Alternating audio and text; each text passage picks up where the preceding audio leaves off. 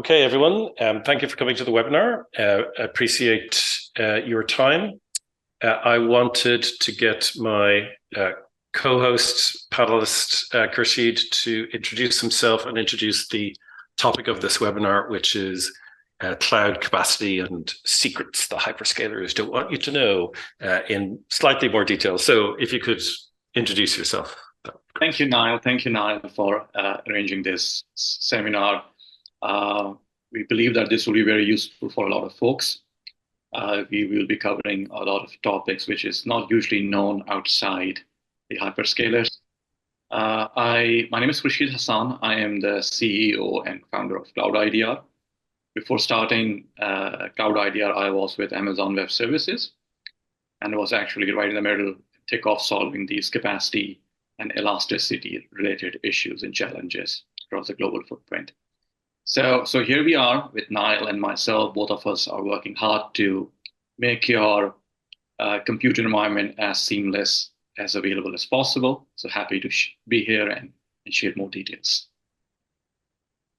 Very good. And I'm Niall Murphy. I'm CEO and co-founder of Stanza Systems. We have been trying to put reliability into software for a long while. I myself come from an SRE background, although I've been in all of the major cloud providers, Amazon, Google, and Microsoft. I would say that probably it's the intellectual framework of reliability engineering and so on that has informed most of my view of the technical world and what you need to do to keep systems running reliably and so on and so forth.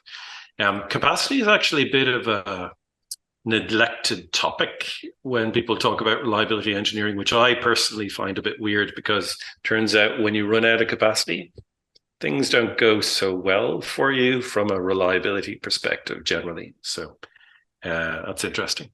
Anyway, let's start off with, I suppose, one of the most fundamental questions that folks are curious about in the cloud capacity space, which is like, what is capacity, in particular, what is elasticity?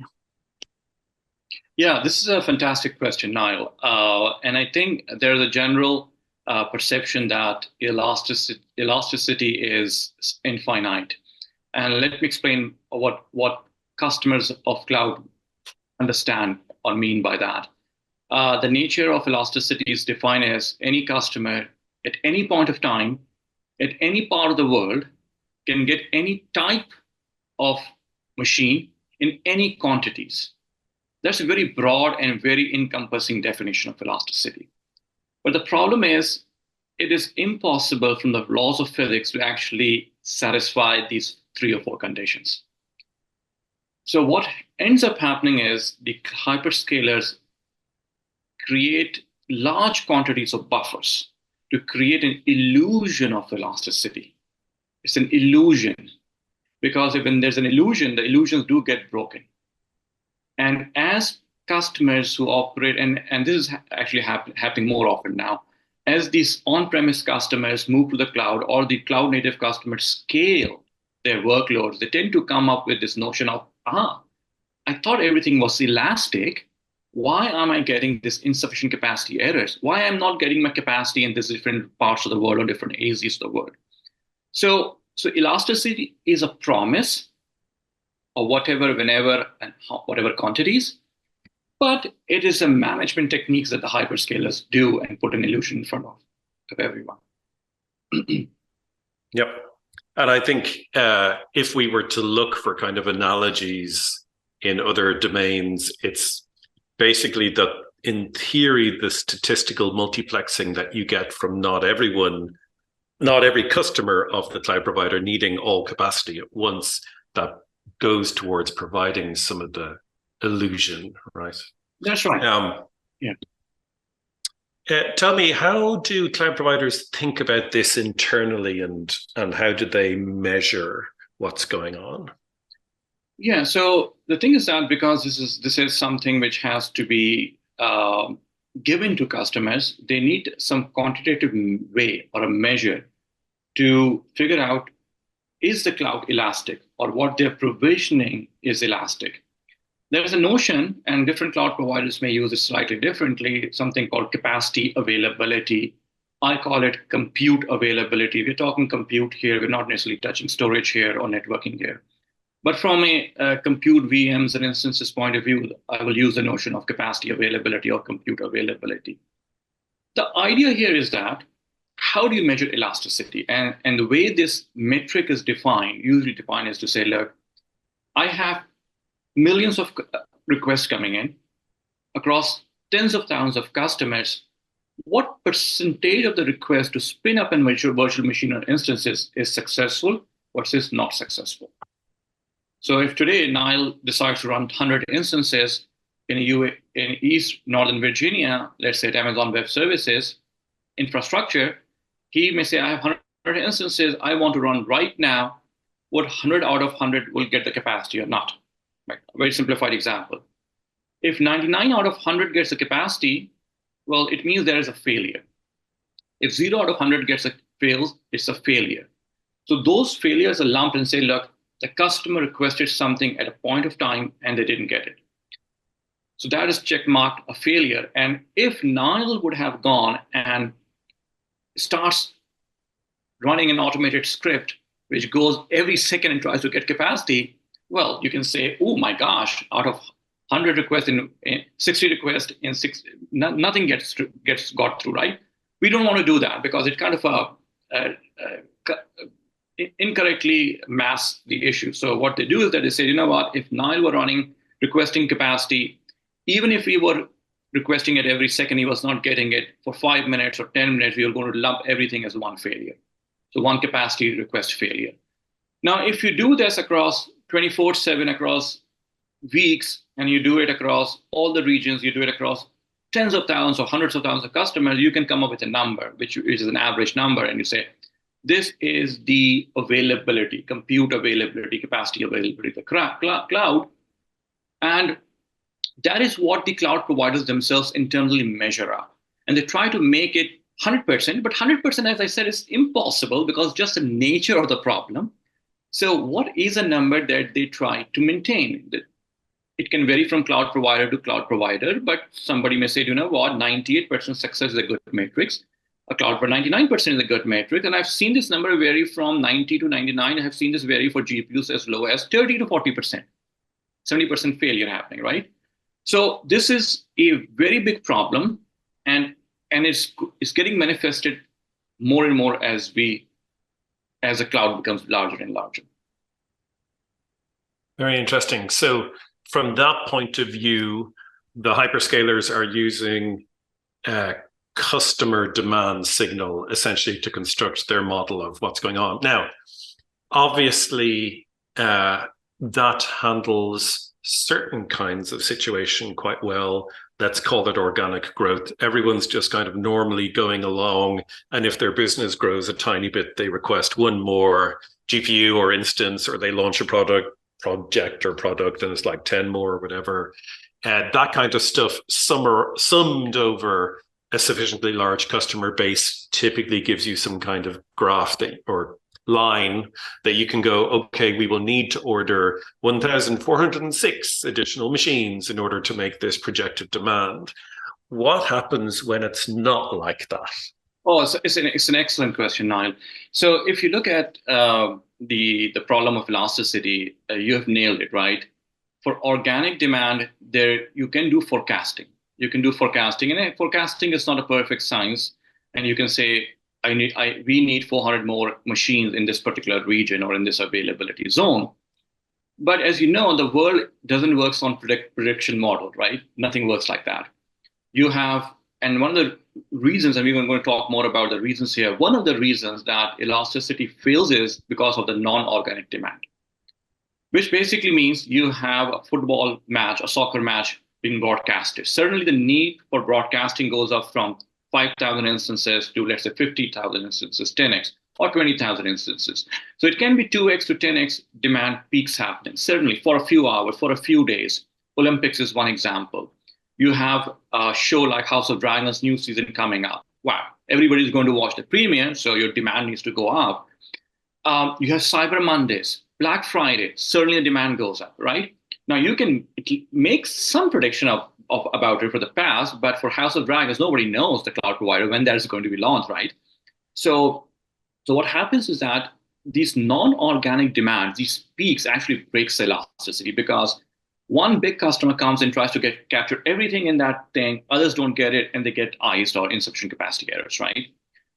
There's one reason, and there's basically no way for a cloud provider to figure that out until unless a customer says that, you know what, I don't trust elasticity, and this is important, I will give ahead the signals that I need, right? So they start giving signals, I need something in 3 months, I need something in 6 months, I need something in 9 months, because if you see it, there's a supply chain physics involved here.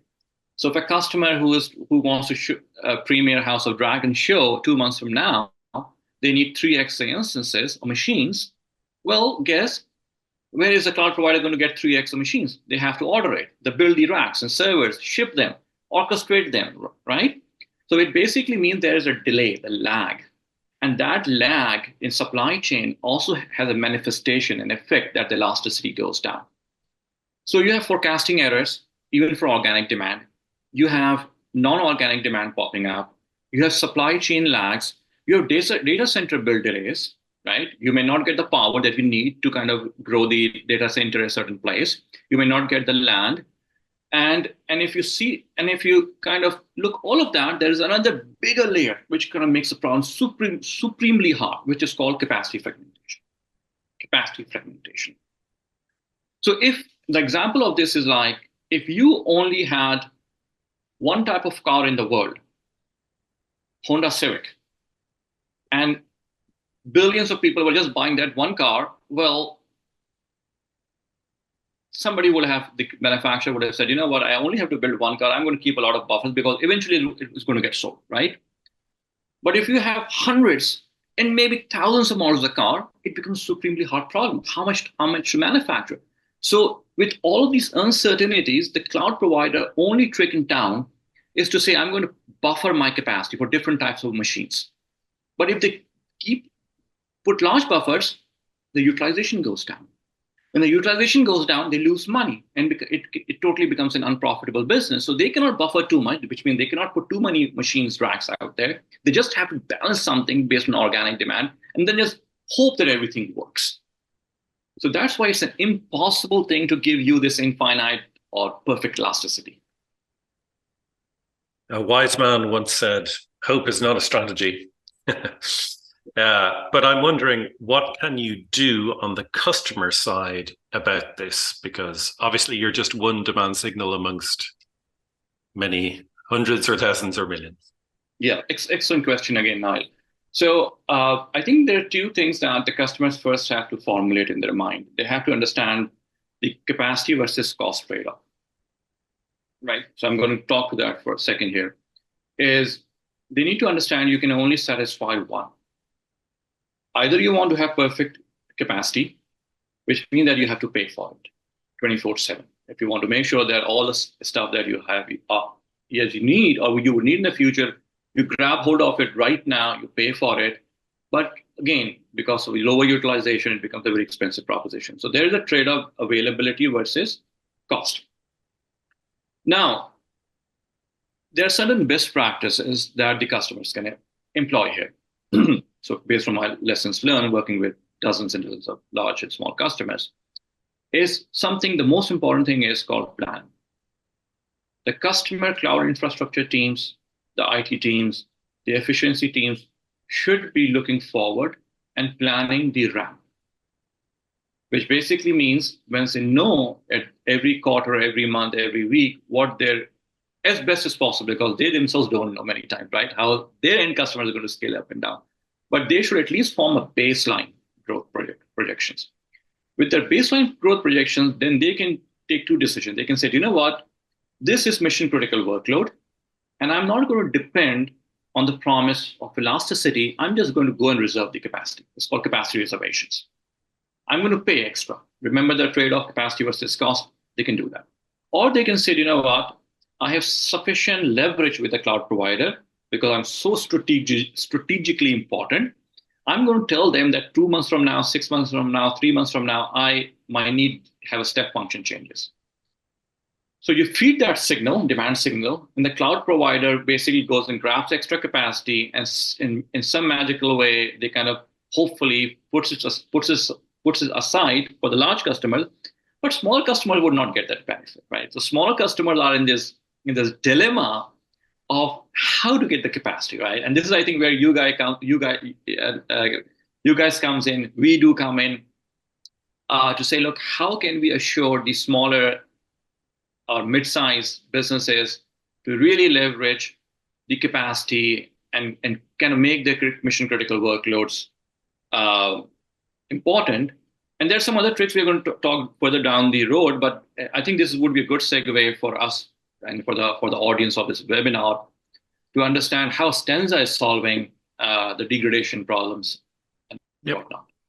Yeah, loads to talk about here. I mean, I think the first thing to say is that most folks running significant production deployments, except ML training, I'll come back to that in a moment because it's kind of an exception in various ways, but most folks who are running like a website with databases and front ends and so on and so forth, actually, the overall utilization of all of those is typically far less than 100%, right? In some cases that I'm aware of, it struggles to break double-digit percents.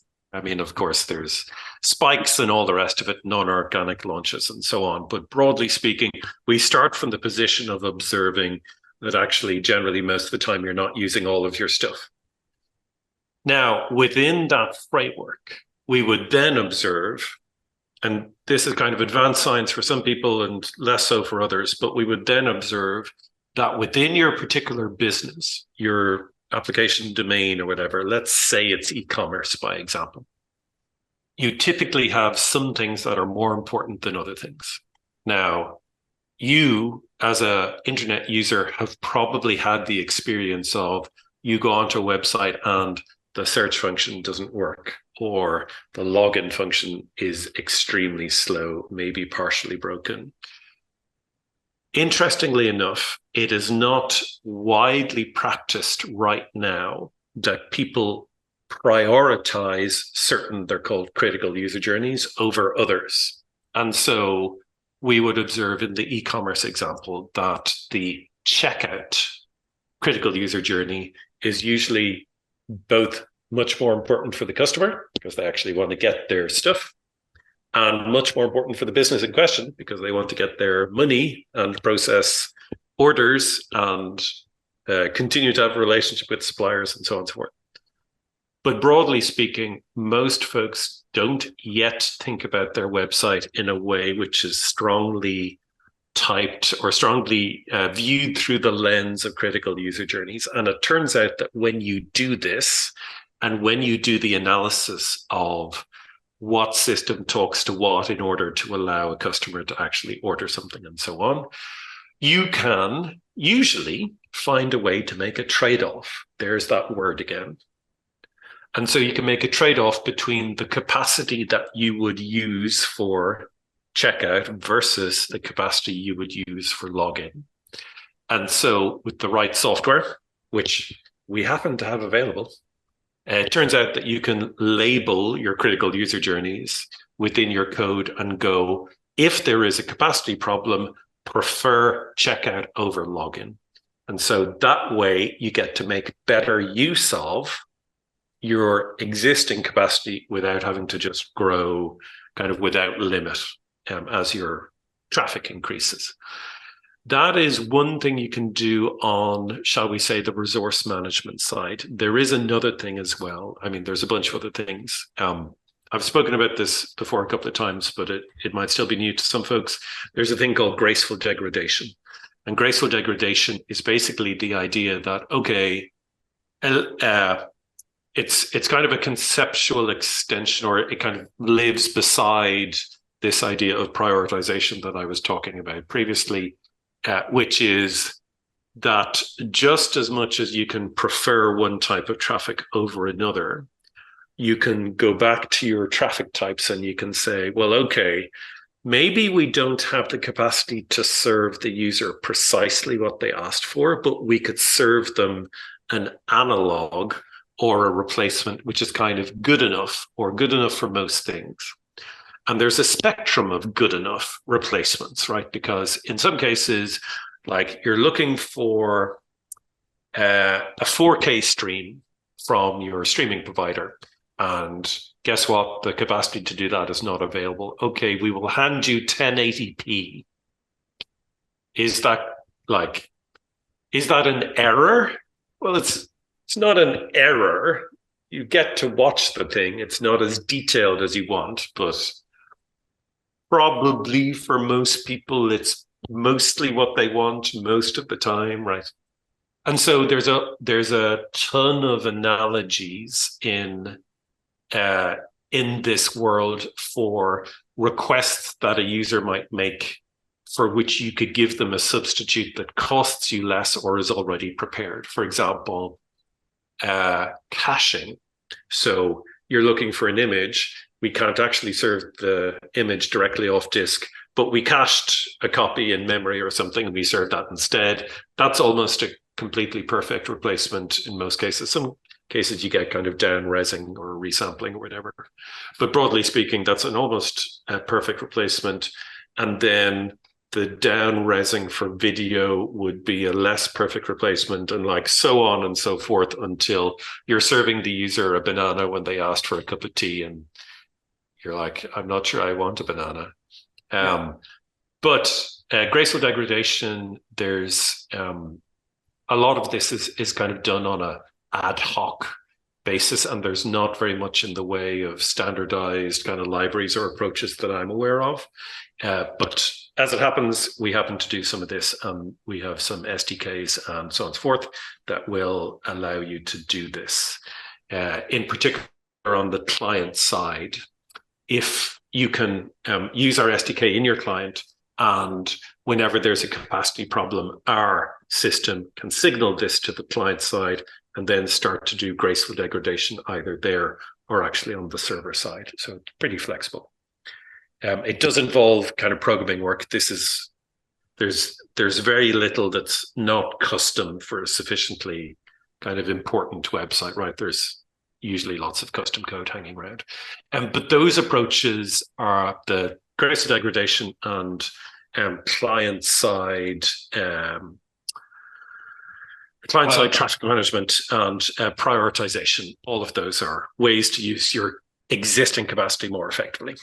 Yeah. So if I want to kind of summarize it in a slightly different manner, if there is infrastructure constraint, then the prioritization will enable a customer to prioritize the high impact workloads and sacrifice the low impact workloads, or which can be sort of put aside for now, right? So you cannot get more capacity, the customer cannot get more capacity, or they don't want to pay more. They can prioritize which workloads needs to operate to serve the business purpose. So that's prioritization. The second thing is, assuming you are again constrained here, and there is a feature which you want to still continue, just don't, even with after prioritization, you cannot serve the end SLA. You can actually reduce the SLA and still serve a 1K stream, taking your example, versus a 4K stream, right? So the business operates continuously, and all of these conditions are sort of tied to the case where either you cannot expand the capacity, you don't get the capacity, you have the capacity issues, or you don't want to spend more to get the expensive capacity, right? Exactly. And I think one of the interesting things about that approach, as well as kind of helping you to manage the existing envelope you're within, right? Most people don't really think that way about prioritization of their own stuff. But one of the very interesting things about if you organize your system such that you can do graceful degradation and prioritization and so on, you turn out to be relatively insulated or insured from a variety of failures that can happen, regardless of if they're related to capacity or not, which is kind of useful in and of itself. But you're also kind of helped if the cloud provider F's up and ends up not being able to deliver the stuff that they told you they were going to deliver in the 6 months or whatever. Yes, exactly. Which I suppose brings us on to the topic of capacity management in general, and capacity planning, I should say. What would you consider kind of best practices in this area? Yeah, this is a great question again, Niall. So I think there are 3 or 4 key, very important pillars to capacity management in the cloud.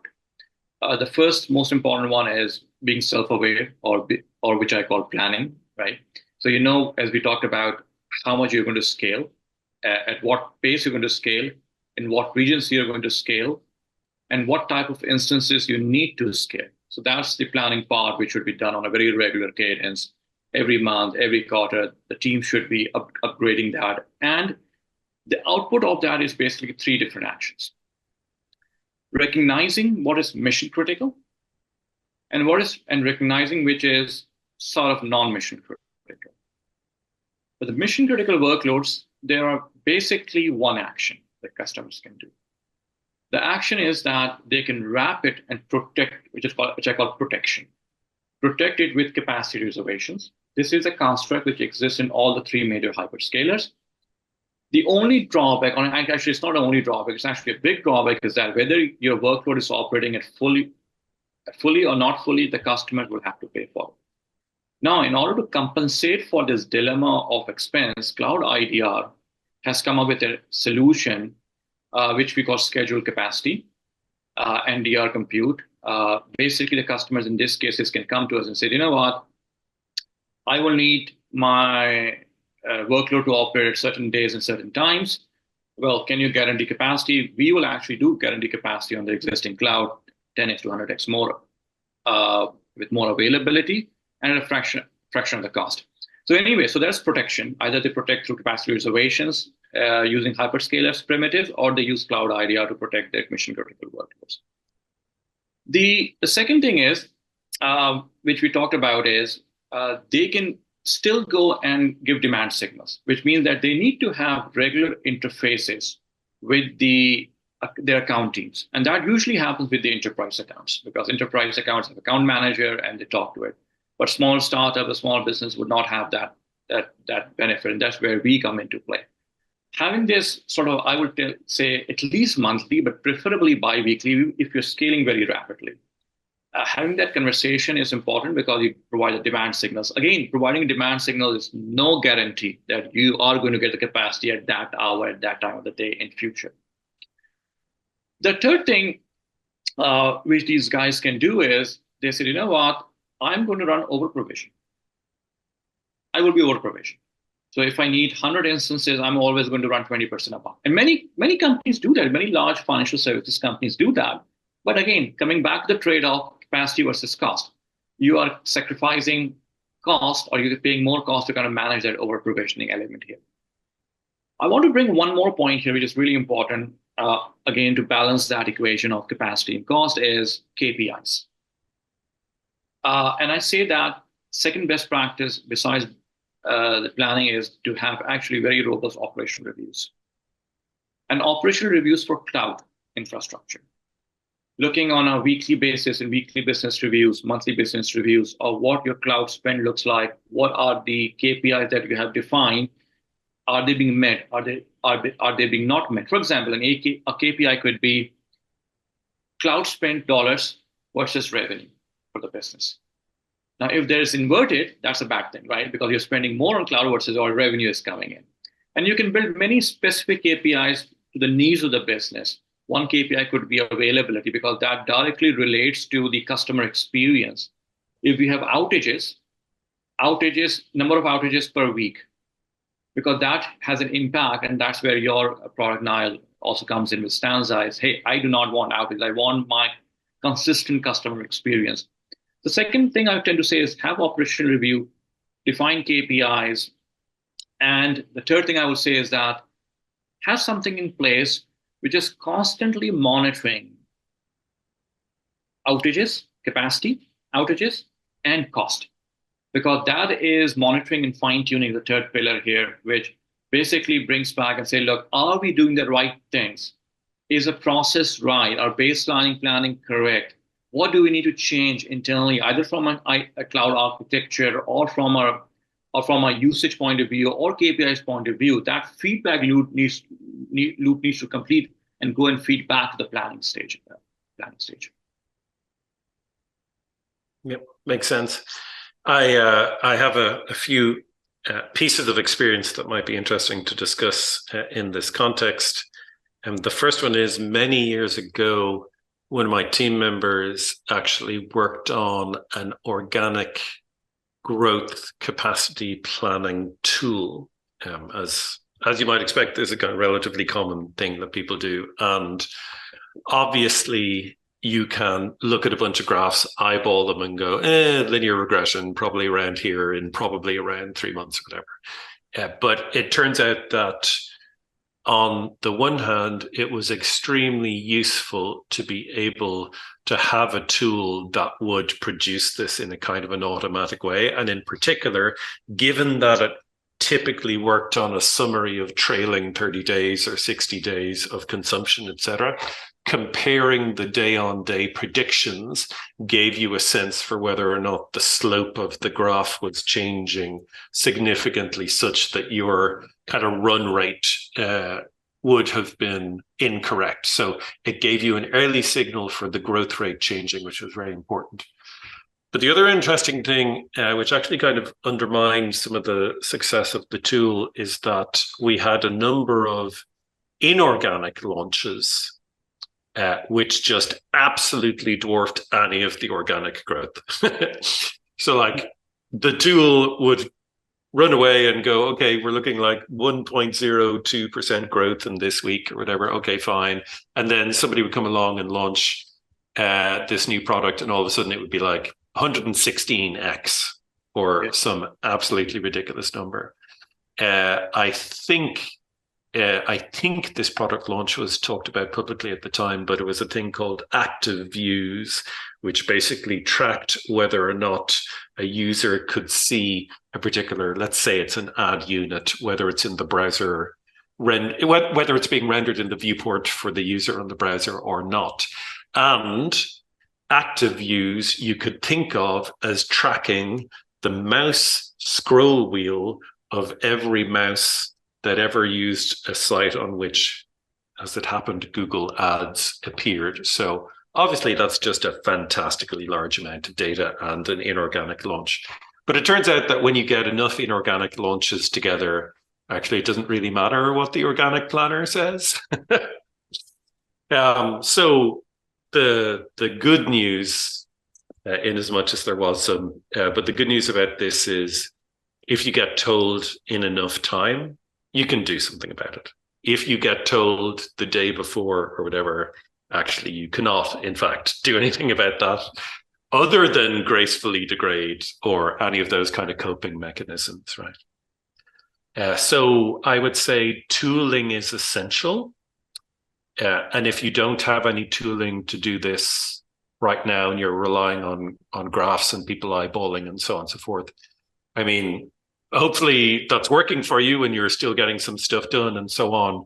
But one of the key points about turning this into a process and supported by a tool and so on is that you get to watch it more carefully than if you're just kind of doing it on an ad hoc basis. And communication is key about these things. So as far as I'm aware, unfortunately, the third-party tooling situation for organic growth estimation and so on is, relatively speaking, a desert. Like there's not a huge amount out there. And so a lot of this is kind of ad hoc or first-party tooling. But hopefully someone will write something good someday. No. I think the industry needs what you just talked about. So any key, we're towards the end of the call here, but any final key takeaways, Niall, from your side? I suppose I'd say, communication is key. Talking to your provider is key. Watching what's going on is key. Like all of those are key and also in some sense obvious. What I think people don't often understand or pay attention to is actually, can we be a bit more creative about how we're doing this? And stuff like your reservation product and so on, and also reprioritization. I think most people behave as if the thing that they need to do is to reproduce exactly what they are doing in a kind of inorganic fashion every so often. And like that's just not so good from the hyperscaler point of view. Yeah, I have, I suppose, one other question, which relates to the key takeaways point. And it's this. A lot of people use auto scaling to handle spikes. And of course, auto scaling has implications on the cloud provider side and the customer side. Is there anything that you have seen about how people do auto scaling that they should not do or do more of? Or is there something to be aware of when doing auto scaling? Yeah, so auto scaling is a great feature, especially because autonomously it scales your infrastructure, and the DevOps guy doesn't have to be sitting there to do it. Auto scaling, the feature itself actually built of several sub features, which provides different abilities to manage capacity and cost. Remember the equation capacity versus cost. So I would suggest that when customers are using ASD auto scaling groups in AWS and similarly in other hyperscalers, you should carefully look at what are their end goals, objectives. And coming back to your point, is the end goal is to really scale no matter what happens, right? No matter what, because auto scaling provides an option that if this instance type is not available, use this one, use that one, right? So you can create a list and basically say, look, okay, I can actually, maybe if I don't get my cheap instance, I can run an expensive instance. You can still do that and get the capacity, but then you have to think about, hey, what my cost would be. And there are different knobs and levers within it to manage all of it. So my feedback would be aware of what your business goals are. It's really important to align your business goal, your cloud spend with the ASG. Yes, ASG can compensate it, but it compensates it precisely for capacity issues, that because it allows you to kind of go and take some other instance families and type, right? But if you are just hitting on the same instance type and there's capacity issues, ASG can do nothing at all. It's a dead end. Yeah. Yep. I think a number of people are also using it for cost control as well, right? Effectively running lower. Yeah. Right. And they can run spot or they can run sort of a regular instances. They do that as well. But again, there are a lot of features built into it. And I will say that I will kind of walk back a little steps here and say, look, cloud capacity management has to be very intentional. The customers needs to understand there is nothing called perfect elasticity. Number one. Number two, customers needs to understand there is always capacity versus cost trade-off. And number third, from best practices point of view, customers needs to implement planning. They need to implement operational reviews of the cloud spend and outages. And they number three, need to do monitoring of the infrastructure. And they need to feed that into fine tuning, which feeds back into the plan. So if you look at the virtuous circle, planning, operational review, monitoring, fine tuning back to planning is the best practices what happen. But that only works when the insight is available to say, look, capacity versus cost is important, and there's nothing called perfect elasticity. Very good. And in turn, I should ask you, do you have key takeaways that you would like to surface from your stuff as well? Yeah, I think my key takeaways were like manage for capacity non-availability, manage for cost, and take a look at the companies who are kind of compensating for that, like Stanza and CloudiDR, where we provide at a fraction of the cost, high available instances from your cloud providers.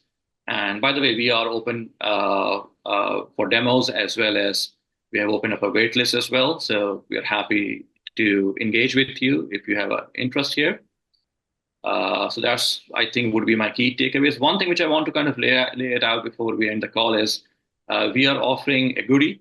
If the customers viewed this webinar, we are giving them 50% off or $2,500 off on the DR assessment, disaster recovery assessment, because that is really important, especially for financial services and healthcare companies. They need to make sure that they don't suffer the capacity, non-availability issues for the mission critical workloads, right? So we are doing a giveaway 50% off on DR assessment for the cloud. Very good. A bargain. You heard it here first. Okay. For folks who are interested in talking to us, it's hello@stanza.systems. And we also have various similar kind of recommendations. But we're focusing on the area of operational data right now. So if you are interested in having us take a look at your data and see if there's something related to capacity or other production issues that we can find in it, please do reach out. Now, I think we are actually at time, and so we are out of time for questions. Thank you, attendees, for coming. Do appreciate your time. And Khursheed, thank you for speaking. Thank you, Niall. It was fun, and we appreciate your great questions here. No worries at all. All right. See you later.